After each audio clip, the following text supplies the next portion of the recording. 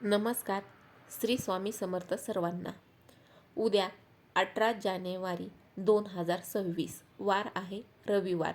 उद्या मौनी अमावस्या.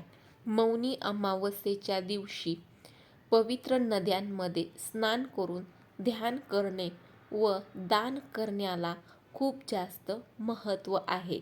पितरांचे तर्पण आणि भगवान विष्णूंच्या पूजेसाठी हा अगदी उत्तम दिवस मानला जातो.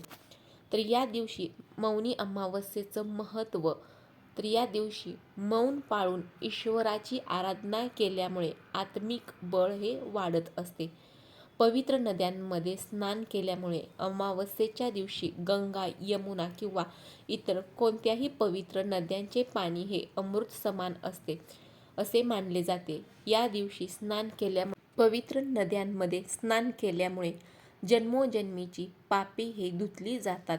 त्यामुळे मौनी अमावस्येच्या दिवशी स्नान दान करण्याला देखील खूप जास्त महत्त्व आहे.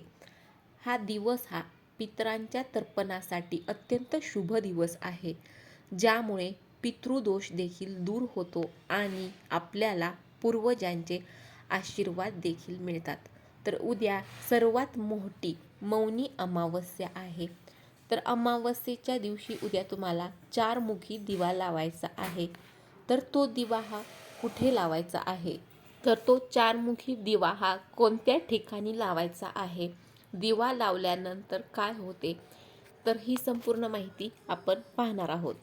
तर बघा ताईंनो आणि दादांनो, मौनी अमावस्येच्या दिवशी 4 मुखी दिवा हा लावल्याने पितृदोष देखील दूर होतात आणि पितृदोष दूर होऊन घरामध्ये सुख समृद्धी येते.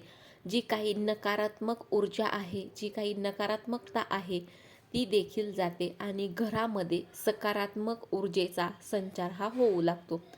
हा दिवा कुठे लावायचा आहे? तर हा दिवा विशेषतः घराच्या दक्षिण दिशेला, जी पितरांची दिशा मानली जाते, किंवा मुख्य दरवाजाच्या उंबरठ्यावर हा दिवा तुम्हाला लावायचा आहे.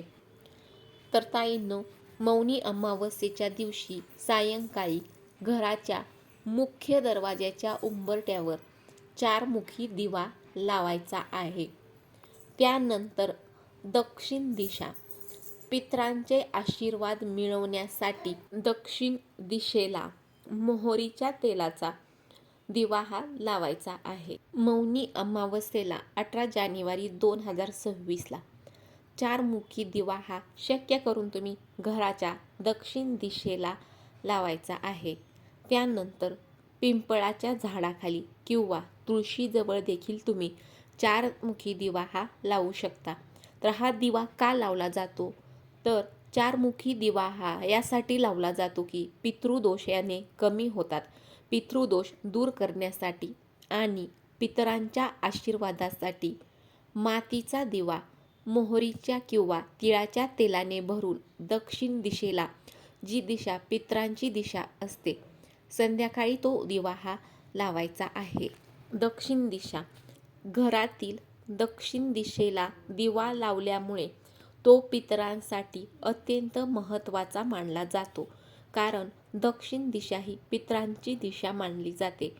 त्यामुळे तुम्ही दक्षिण दिशेला 4 मुखी दिवा हा लावू शकता. त्यानंतर दुसरा दिवा हा तुम्ही पिंपळाच्या झाडाखाली, जिथे त्रिमूर्तींचा वास असतो, तर पिंपळाच्या झाडाखाली देखील दिवा लावणं हे अत्यंत शुभ मानलं जातं. त्यामुळे तुम्ही 4 मुखी दिवा हा पिंपळाच्या झाडाखाली देखील लावू शकता. त्यानंतर तुळशी वृंदावन, संध्याकाळी तुळशीजवळ दिवा हा लावायचा आहे. त्यानंतर मुख्य दरवाजा, घराच्या बाहेरील मुख्य दरवाजाच्या उजव्या बाजूला तुम्ही 4 मुखी दिवा हा लावू शकता. शक्य करून मातीचा 4 मुखी दिवा हा स्वच्छ धुवून घ्यायचा आहे.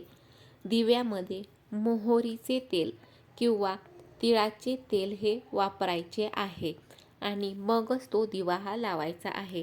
वात ही कापसाची असावी. 4 मुखी असल्यामुळे 4 वाती या कराव्यात. बघा ताईंनो आणि दादांनो, अशा पद्धतीने तुम्हाला या 4 ठिकाणी चौमुखी दिवे हे लावायचे आहेत. घराच्या दक्षिण दिशेला एक दिवा लावायचा आहे. त्यानंतर घराच्या मुख्य दरवाजावरती एक दिवा लावायचा आहे आणि पिंपळाच्या झाडाखाली देखील दिवा लावायचा आहे. आणि सायंकाळच्या वेळी तुळशी वृंदावनाजवळ देखील हा दिवा लावायचा आहे. लक्षात ठेवा, दिवा हा चौमुखी असायला हवा, जेणेकरून पितृदोष हा कमी होईल, पितरांचे आशीर्वाद देखील मिळतील आणि आपल्या घरामधील जी काही नकारात्मकता आहे तर ती नकारात्मकता ही बाहेर निघून जाईल आणि घरामध्ये सकारात्मक ऊर्जेचा संचार हा होऊ लागेल. त्यामुळे उद्या सर्वात मोठी मौनी अमावस्या आहे. त्यामुळे उद्याच्या दिवशी तुम्ही चौमुखी दिवा हा आवर्जून लावायचा आहे. जर तुम्हाला पिंपळाच्या झाडाखाली दिवा लावायला जमत नसेल तर तुम्ही घराच्या मुख्य दारावरती चौमुखी दिवा हा लावायचा आहे. मौनी अमावस्येला खूप जास्त महत्त्व आहे. या दिवशी मौन पाळून ईश्वराची आराधना केल्याने आत्मिक बळ देखील वाढते आणि मन शांत राहते. मौनी अमावस्येच्या दिवशी तुम्ही गंगा, यमुना किंवा इतर कोणत्याही पवित्र नद्यांचे पाणी अमृत समान होत असे मानले जाते.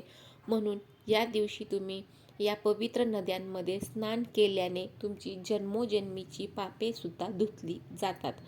हा दिवस हा पितरांच्या तर्पणासाठी अत्यंत शुभ दिवस आहे, ज्यामुळे पितृदोष हा दूर होतो आणि पूर्वजांचे आशीर्वाद देखील मिळतात. या दिवशी गरजू लोकांना अन्न, वस्त्र आणि तीळ हे दान केल्याने विशेष पुण्य देखील मिळते. त्यामुळे तुम्ही उद्याच्या दिवशी आवर्जून दानधर्म हा करायचा आहे. तर ताईंनो आणि दादांनो, व्हिडिओमधील माहिती तुम्हाला माहितीपूर्ण वाटली असेल तर व्हिडिओला नक्की लाईक करा, शेअर करा आणि चॅनलला देखील सबस्क्राईब करायला विसरू नका. श्री स्वामी समर्थ.